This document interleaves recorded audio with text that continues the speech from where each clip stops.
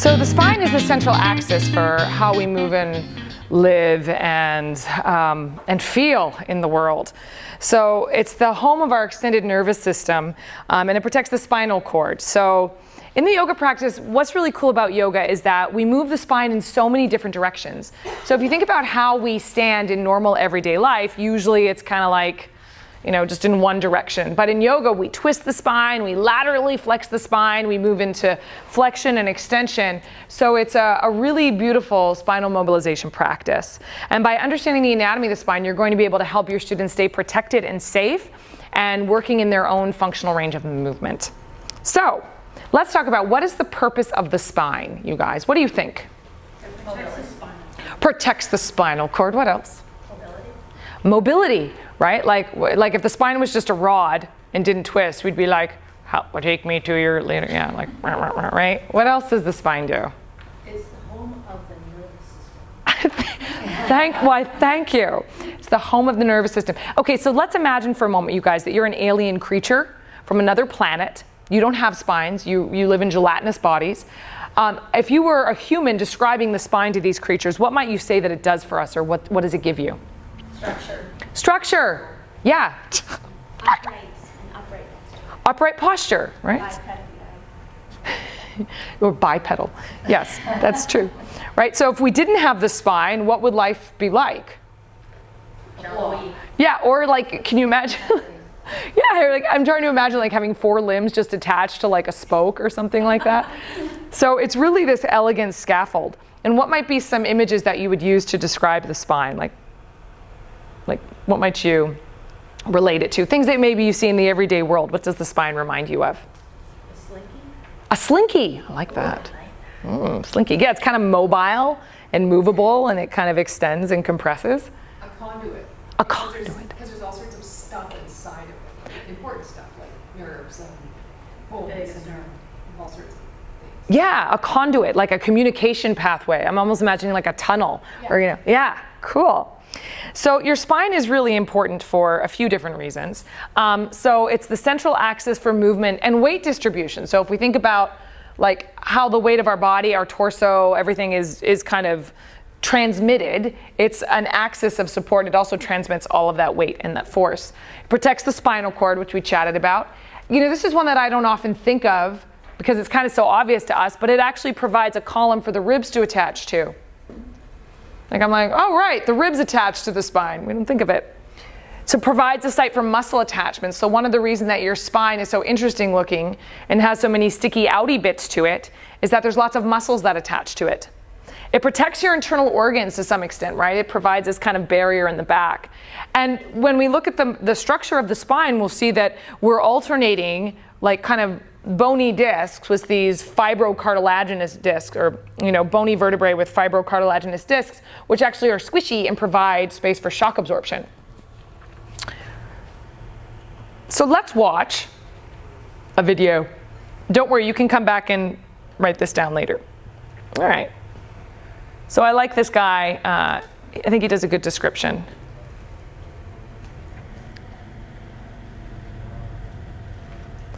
Of course, we can't hear him, so I will narrate.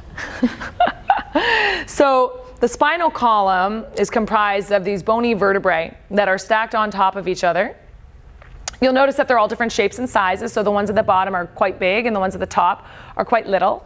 And the spine can be divided into 4 sections, which have curves. So the cervical spine, the thoracic spine, and the lumbar spine. And you notice that these are actually called the primary curves, because when you're born, you come out all rounded. And then you develop these secondary curves, the cervical spine and the lumbar spine. And so the actual shape of the spine actually helps like a little spring, like a slinky, kind of with the shock absorption. And then down here, this is the sacrum, which is the very bottom of the spine, which is comprised of fused discs. So the way that they're numbered is from 1 to 5. So they're numbered from the top down. This is the sacrum, which is, you can see it's like still composed of vertebrae, but they've been fused together. And there's our little vestibular tail. The sacroiliac joint is between the sacrum here and the ilia, which is this bone from the pelvis, which we learned about in anatomy of the hips. So here's a look at one of our intervertebral, our vertebrae. So you can see it's got all these sticky outy points. That's where muscles attach to. And if you look down through the center, when all of these are stacked, there's a big hole here, and that's where your spinal cord actually runs through this channel. There it is. So this is the little pathway. So it's quite protected on all sides by this bony structure. It goes down there. These are called your spinous processes on the back. It's like your little dinosaur. And the ones on the side, the sticky outies on the side, are called your transverse side processes. And then, it's kind of coated with all of these, ligaments and things like that. So let's take a closer look at the curves of the spine. So why do you think spinal curves are important? Imagine if it was just straight. For shock absorption? For shock absorption, yes, and for weight distribution, right? So the curves actually help with that, like a little slinky would. And there would be a lack of flexibility if it were just kind of straight up and down. So curves that go out, and these are called primary curves. So if you imagine a little baby, like when it's in the womb, it's all curled up, right? So this is the primary curve where everything is like this. But over time, we develop these secondary curves, and we'll talk a little bit more about that. So these primary curves are called kyphotic. They're kyphotic. Now, there are a different number of vertebrae in each section. So in the cervical spine, we have 7, numbered 1 through 7. In the thoracic spine, we have 12, numbered 1 through 12. Anybody know how many we have in the lumbar spine? 5. 5 in the lumbar spine. And then the sacrum is, they're fused together. I think it's like 5 to 7. What was I going to say? Yes. It'll come back, whatever it was I was going to say. So each vertebrae in the thoracic spine is actually attached to your ribs. So what's interesting about these curves of the spine is that where the curves change direction, like right here, it tends to be a little bit more precarious. So in yoga, that's relevant to us because this can be hypermobile for things like backbending. So they're a little bit less stable where the spine changes direction. And they're different shapes. We'll take a quick look at that in a sec. So if we think about, again, our little fetus, when it comes out, that's when the baby's like this the whole time. And then it's exiting the birth canal and it does this, right? Now, who's had a kid? How much do babies hate tummy time? And so you stick them on their tummy and then they have to work to lift this big, heavy, crazy head that they have.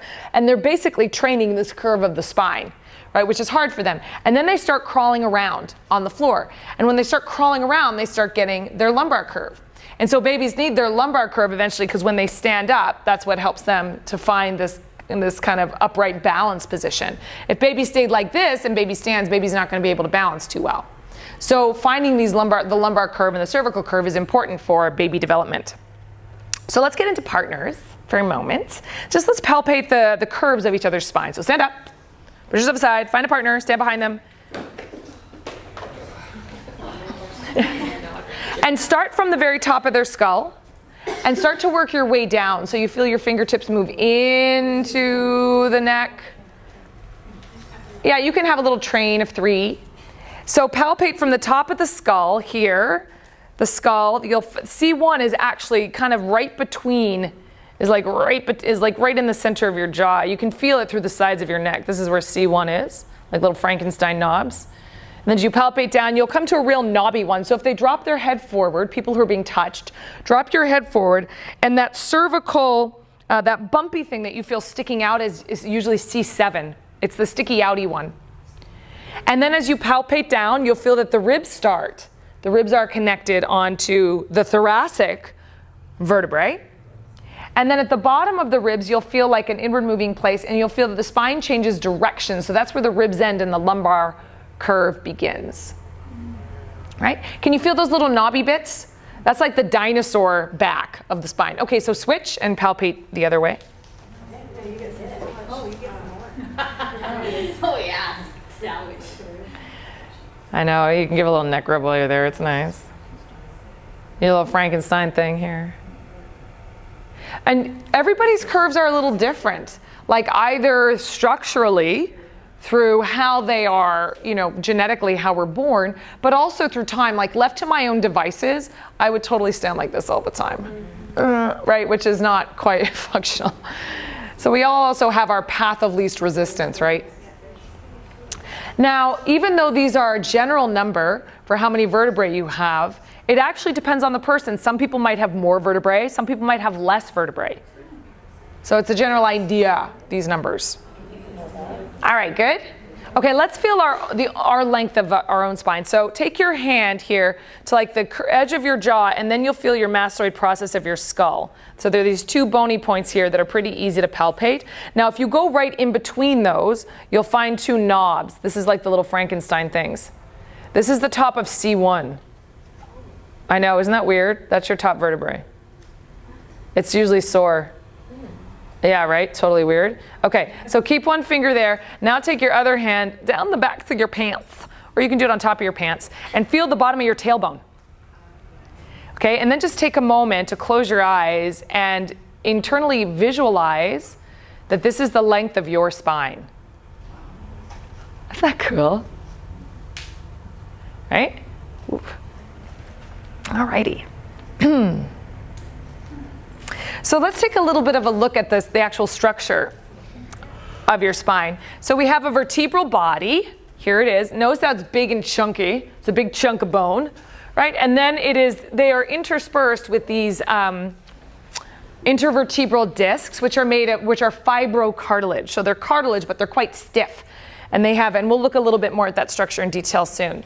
And then these are stacked on top of each other to make space for the spinal cord. And then exiting between the spaces between each disc are your nerves, your spinal nerves. The shape and the structure of your vertebrae change. So at the top, here's an example of your cervical vertebrae, thoracic vertebrae, lumbar vertebrae. So you guys, do you see this? See these little structures right here? Do you guys see this? Yes. Okay, so those are how they stack on and connect to each other. So what's interesting about the vertebrae is that on each side they connect to the top and the bottom. So they all connect down to each other. And those change shape. So see how this is facing mostly up? These are facing mostly like this. And then the lumbar ones are facing kind of in. So all you need to know from that is that this is a joint, right? So a place where two bones meet is a joint. So the shape of how these connect to each other as we trickle down from the cervical spine down to the lumbar spine, the shape of how those bones meet changes. So it goes from like here to, here to here. And so what we need to understand from that is that different movement is possible in each segment of the spine depending on how those bones are connecting to each other. Does that make sense? So depending on how one vertebrae is connecting to the other will depend on how much movement that has forward and backwards or in rotation or side to side. So different parts of the spine will be able to move differently. It's not one size fits all. Yeah? So people who have super flexible backs that can do these wonderful crazy back bends. Crazy back bends. Yes. And then there's other people like me, even when I was like a young child, I just didn't have that kind of flexibility. Totally. Yeah. So where does that kind of come in? Because I see this Such a all good the time. question. Some people are super flexible and they might Yeah. not be in super good shape or anything, but they're just Super flexible. bend that way. Yeah. That's right. So flexibility comes from two different things. One would come from the actual shape of the bones. So for example, you see how long these bones are? Okay. So this is especially true when we get to the thoracic spine. But if these bones are closer to each other or longer, then as soon as I start going back, they're going to bump into each other. That means, am I going to be able to move as far? Does that mean that I'm not as good a yogi? Do I not work as hard? Will I be flexible someday? No. Okay, right. The other part of flexibility comes from connective tissue. So if we remember that around every single joint, there's a joint capsule. And also up and down the spine, there are ligaments that anchor the front and the back. So you have these long swaths of connective tissue that help hold the spine intact. So somebody who has more flexible connective tissue, because connective tissue, the sturdiness of it and the mobility of it varies from person to person. Some people are more mobile in their connective tissue and their fascia, some people are less. So say you have someone who's got short bones, highly mobile connective tissue, well, they're going to be able to look a lot fancier in their back bends. Like I have a big hinge in my low back. I can hinge here like crazy. So I can do back bends that look deep, but that's not necessarily because I've been practicing. It's just because the way that my body is structured facilitates that. So when I hear people talk about working on their flexibility or working on their back bend, Yeah. because they want to get that, I always get a little bit worried about that because I think, your spine is pretty important and you don't want to be hurting it. Yes. And so when people talk about working on their flexibility, I think you can only do that up to a point. That's correct. We want to, like, for example, if I stood around and worked on my back bends for a long time, I can become more flexible in my back bends to some extent based on connective tissue and softer tissues that become more mobile or things like that. But there will come an end range where it's no longer functional for me to improve that flexibility, right? Where it becomes counterproductive actually for me to become more mobile. All those beautiful Cirque du Soleil people that we see who are hypermobile, the reason they can get away with that is because they're so damn strong. But if they're not strong anymore, if they don't have the musculature to support that kind of mobility, they start to fall apart. So I think, in my opinion, I agree with you, I think the yoga practice should make us more functional, not always more flexible. Sometimes more flexibility will be more functional, and sometimes it's counterproductive. And sometimes it's just kind of for the sake of, like, let's try it out. Let's see what happens, right? So, yeah, I think if it's causing pain or damage or hypermobility, then that's a good time to work on your stability instead. So let's just look a little bit at each section of the spine one by one. So the cervical spine has how many vertebrae? 7. One way you can remember this is meal times. So there's 7 vertebrae in the cervical spine. It's like you have breakfast at 7. Do we still do that? Did people still eat breakfast? The thoracic is 12, like high noon. The lumbar is 5. Okay, maybe it's when your grandma eats, like at 5 o'clock p.m. Okay. So how mobile is the cervical spine? Take a little feel through your own neck. Can you drop it forward, lift it up, lateral flexion, turning? What do you think? Pretty mobile. Pretty darn mobile, which is good because we got to look around in the world, right? We got to turn and look at stuff. So this has great motion. So that means usually a lot of times parts of the spine, like remember how we kind of take the path of least resistance? Just keep in mind, cervical spine, really easy to move. All right, so that means our body's going to tend to want to move the more mobile areas first. We'll just put a pin in that. The thoracic spine, oh yeah, this is so cool. I just want to show you something really cool about the top of the cervical spine. This is C1. These are the ones you felt the little wings. This thing here with this big knobby thing pointing up, so if we have a circle, C1, is C2. This is really cool. This is a weird pivot joint that your body has kind of created so that you can do this. When you turn your head, it's this pivot joint turning. So more than your whole neck turning, actually it's this little joint here that your skull kind of sits on that pivot that's allowing it to turn. Isn't that neat? So that's a really cool, interesting structure that you don't find somewhere else in your body. That's kind of neat. All right, so thoracic. So there's how many vertebrae in the thoracic spine? 12, yes. They're kind of heart-shaped. They get bigger in size as they descend and move towards the lumbar spine. And they have longer spinous processes, right? So these little dinosaur backs here are longer, which can restrict your ability to extend. What else prevents this part of the spine from being really good at back bending? Ribs I don't know if they prevent back bending, but that will definitely impact your movement because you got all this big bony cage attached to this part of your spine. But what's the shape of the curve of the thoracic spine? Primary. It's a primary curve. So is this a back bendy shape? Opposite. No, it's the opposite, right? So this part of the spine doesn't like to, it'll never back bend, it'll never go into extension, but it can become flatter. Right? But it doesn't really like to back bend because its shape is anti-back bending. Make sense? Also, it's attached to the ribs. Right? So let's think about what kind of movements are really easy in your thoracic spine. What does your thoracic spine like to do? Rotate. It likes to rotate. It likes to rotate. It likes to forward fold. It likes to flex. Does it like extending? Not so much. No, not so much with the extension. So what are some possible implications for asana? What kind of positions and yoga poses will be easy for your thoracic spine to do? Forward fold. Forward fold, exactly. Anything where I have to round. Crow pose. Oh, it's going to be good at that. Right? What's going to be hard for your thoracic spine to do? Wheel. Exactly, wheel pose, right? Back bends. Exactly. And daily life tends to put us more here, right? Right, so that's where we tend to fall to, which is one of the reasons why yoga can be so great for getting people into the more open back bending shapes.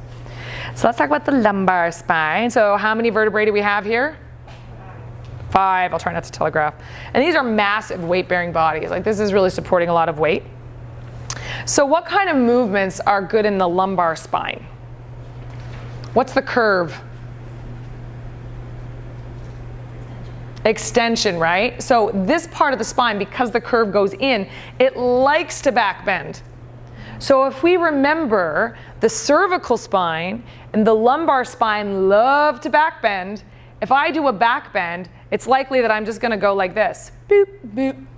Yay! I'm doing camel, right? As opposed to stabilizing these parts of the spine that tend to be more mobile in that direction, and then working the back bend into the upper back, which is stickier. So when we start working on back bending, we want to keep in mind that we're going to need to stabilize these parts of the spine a little bit more, and then mobilize this part of the spine a little bit more in order to stay functional, in order that we have, we're kind of like a healthy extension of your spine. So there's good lateral flexion in the lumbar spine. One action that it doesn't do very well is twist. It doesn't do much with the rotation. All right, good. So back bending and back health.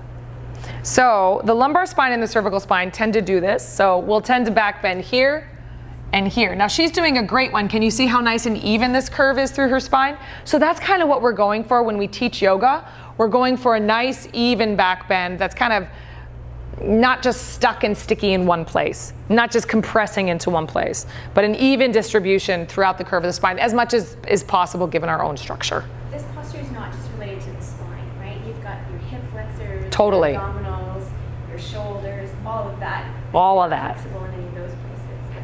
Yeah, that's a great point. So there's lots of parts of your body that need to be open to do back bending, including this. For sure, and shoulders too, especially in wheel pose when we have the arms up like that. Yeah, so there are other implications too. Just in terms of bony implications though, the spine will tend to do more here and here, just on its own in terms of the bony structure. All right, just 2 more little things here. The sacrum and the coccyx. So the sacrum, it's fused vertebrae, about 5 in the sacrum, about 3 to 5 in your tailbone. It doesn't move so much. Like it might nod a little forward, a little bit back, but it's pretty stable. And remember that it's attached to the pelvis. It's like really swaddled in there. So there's not a lot of movement in there, a little bit. One thing I want you guys to notice, and this goes to Liz's question about why can I back bend and someone else can't? Or why can I not back? Why do I have trouble back bending and other people seem more flexible? Take a look at these 2 different segments from the lumbar spine. So in this lumbar spine, notice how much space there is. That's going to let you back bend a little bit more. There's more room. Notice how close these are together. That means there's a little less room. So we can see, again, before we even consider muscles and soft tissue, which of course play a role, but just in the shape of our bones, some people are going to be more back bendy and some people aren't. Any questions so far? It's really freaking hot in here. All right, guys, let's pause it here. When we come back, we'll move on to intervertebral discs and we'll start looking more inside the spine, and let's get ready to practice. All right, so what do you guys remember about the spine from our discussion so far? There's 4 parts to it. 4 parts to it? Yeah, so 7, what's the middle one? 12, 5, and what are the names? Thoracic is which one? Point, middle. What's the top one? Cervical. What's the bottom one? Lumbar. Yeah, and then what's the bottom called, the one with the fused pieces? All right. So when we looked at how skeletal variation might account for some of the differences that you experience when you're back bending in yoga practice, and why you see someone beside you who's like crazy freaking bendy, and then someone over here who's stiffer.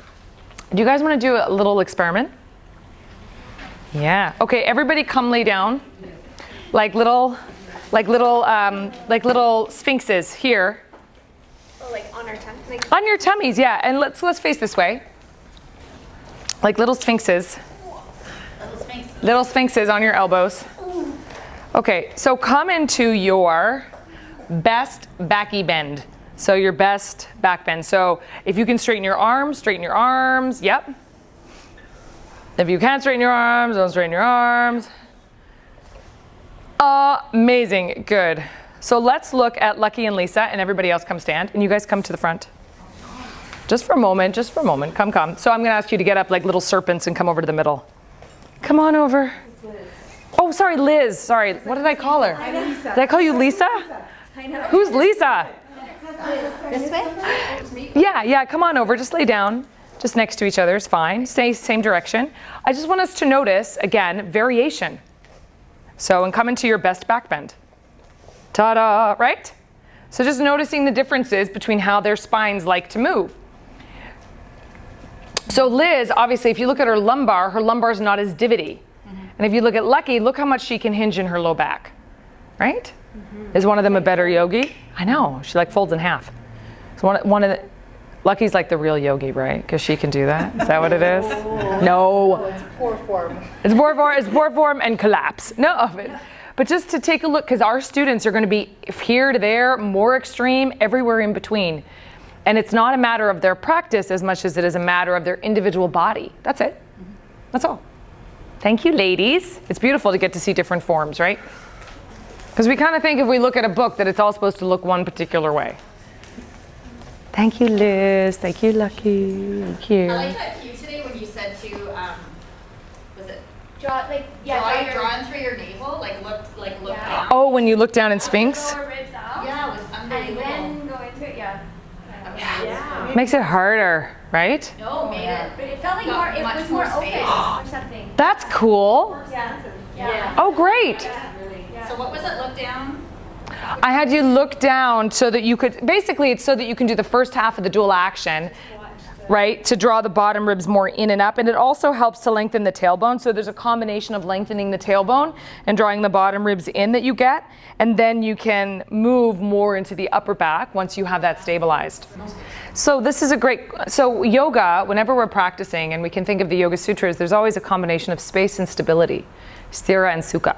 So, you know, if we have tighter bodies, there's less space. More spacious bodies, more space. So if you find yourself into a pose and you feel like I have nowhere to move, the best way to create space is often to come out of it slightly. Come out of the pose so that you back off the end range of your own motion and your own musculature so you can find a little bit more wiggle room and then reset and then go down into it. When we're all in the depth of our pose, it's very hard to adjust. So it's fine to pull out, find a little bit more wiggle room, and then come back in. Yeah. All right, so let's move on in the spine to looking at the intervertebral discs. So we earlier today we were looking at the vertebrae, different shapes, different structures, sticky outy bits. So now let's look at what comes in between them. So the intervertebral discs are really important for shock absorption and mobility. So they're cartilaginous, and they're cartilaginous joints with the vertebrae, so they have some movement. And it's the combination and the stacking of all of them together that gives the spine all of its mobility. So each one has a little bit of movement, and then the combination of all of them creates basically spinal mobility. Also, they create spacers between the intervertebral discs. So you can imagine if you had bone on bone on bone on bone, that would sort of suck, right? So what they create is like a little squishy thing in between to keep the bones from rubbing against each other. Over time, as we'll see, wear and tear on these discs is what can cause some problems. So the intervertebral discs have two parts to them basically. There's the nucleus pulposus. So like what it sounds like, nucleus being the center, pulpy, pulposus being kind of squishy. There's a soft kind of squishier gel-like, it's not really so jelly, but center. And then the annulus fibrosus, like fiber, being the kind of harder outer part of it, made of connective tissue. And it's like a specialized ligament that connects the top bone to the bottom bone. And so it looks a little similar to this.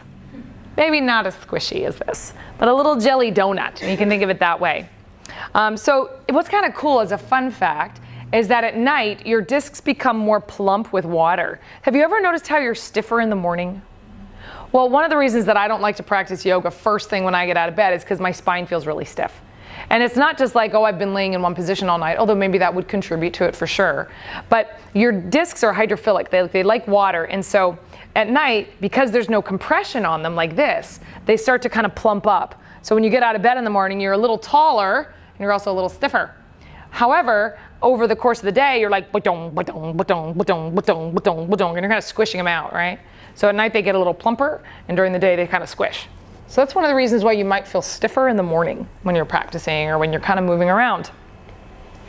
Also, what's kind of cool is that astronauts, did we talk about this before? Astronauts who go into space, because there's no gravity on their spine, they get taller. Like, it's like something, I have to go look at the, I have to go look at that book that I read this in, but it's like, it's kind of substantial, like more than like half an inch, like they grow in height because there's no compression on their spinal discs. But they can't walk when they get up. But they can't walk when they get home. Pros and cons. Kind of interesting, right? Okay, has anyone had any back issues? Like disc issues? Holly, tell us about it. Yeah.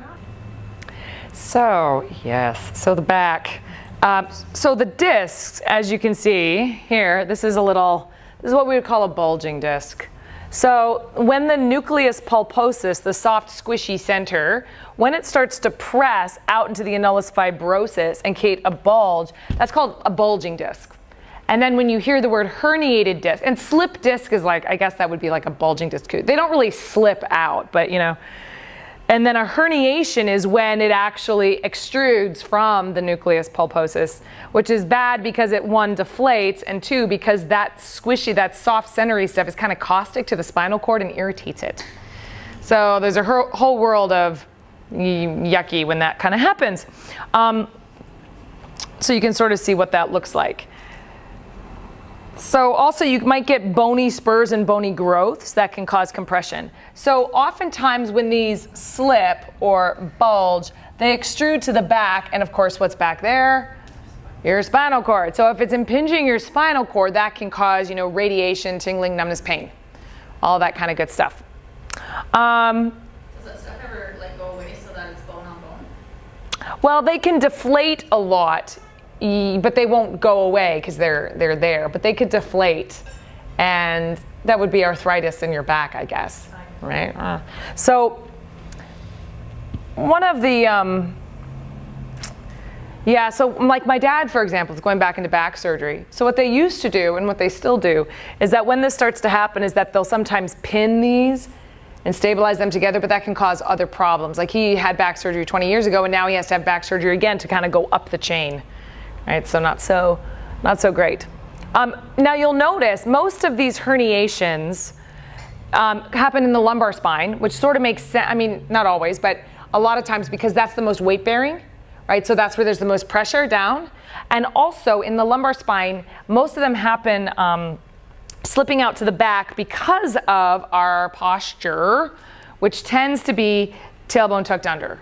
So when we sit, when we drive. So if you can imagine the column of my spine, when I sit like this, I'm compressing the front of the spine and it's pushing the disc back. Does that make sense? As opposed to the way that I love to stand, which is less typical, which is more in the hyperextended back. In this case, I would be pushing my discs more to the front. Makes sense? If I'm kind of squishing, if this is normal and I'm slouching, tucking my tailbone under, it's kind of squishing the disc like this, and then you walk around like this all the time, or you sit like this and compress all the time in the front, rather than it being evenly distributed across the whole of the intervertebral disc. So over time, it kind of squirts backwards. So one of the reasons why we may be seeing so many back problems is because of the chronic sitting that happens that puts pressure on the discs in that particular way. One of the reasons that yoga is good for you is that it teaches people to become more aware, like when you're doing your dual actions of the pelvis, your paired actions, taking the thighs back and playing with the tailbone down, is that people are starting to find where their neutral is and become more aware of the fact that when they're sitting, oh, am I sitting with my pelvis completely tucked under? You know, maybe how does my yoga practice show up in my life? Maybe I can sit right on my sitting bone so my pelvis is neutral. And then when the pelvis is neutral, the low back is more neutral and more lifted, right? That's one of the reasons yoga can help people. Here's an interesting discussion.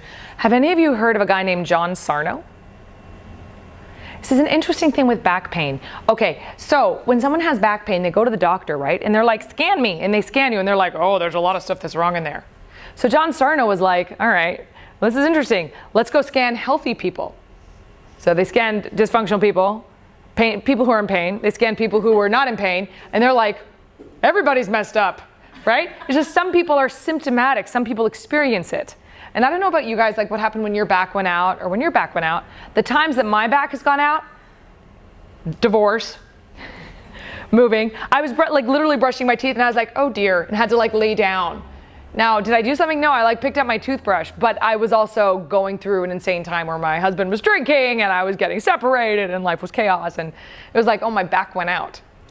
So it's an interesting question with some of these, you know, yeah, that there could be other stressors rather than just there being a issue with the back, right? Like when these symptoms flare up.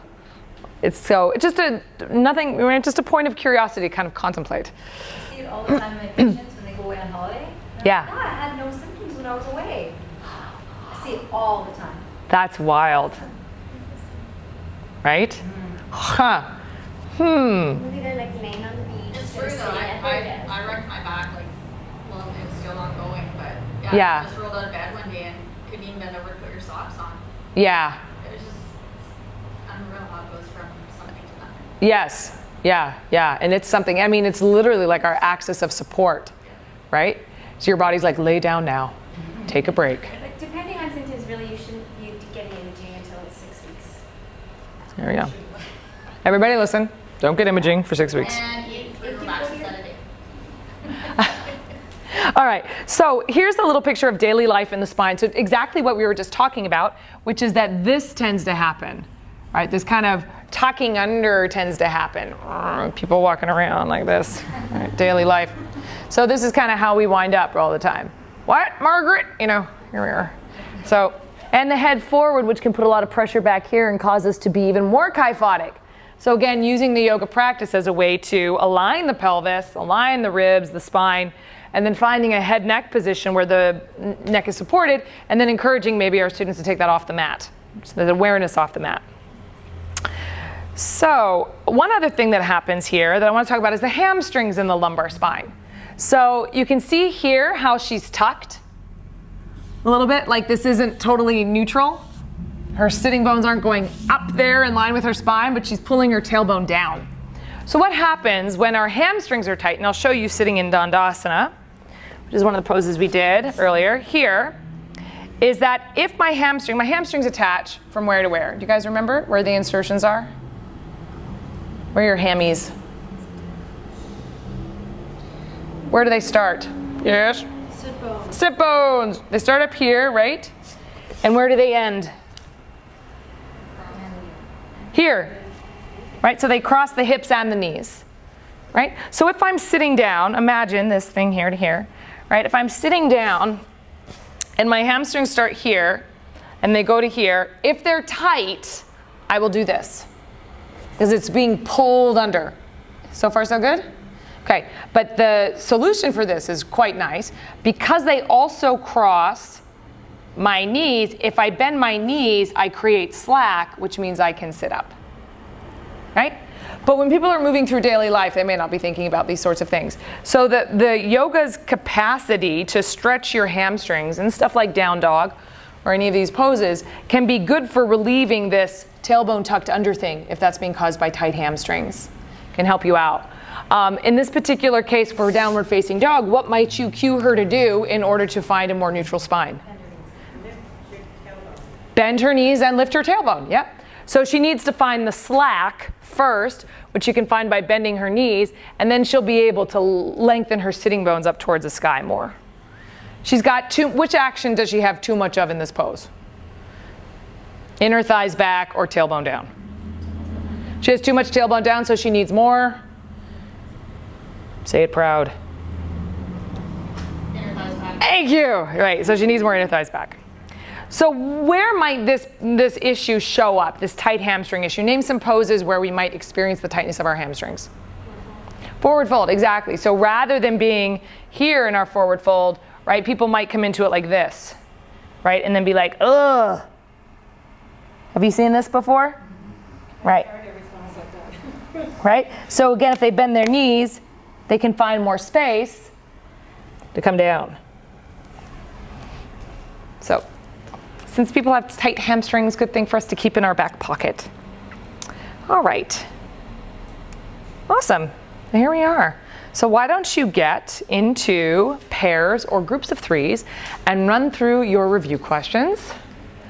And then we will move on and do our next anatomy section.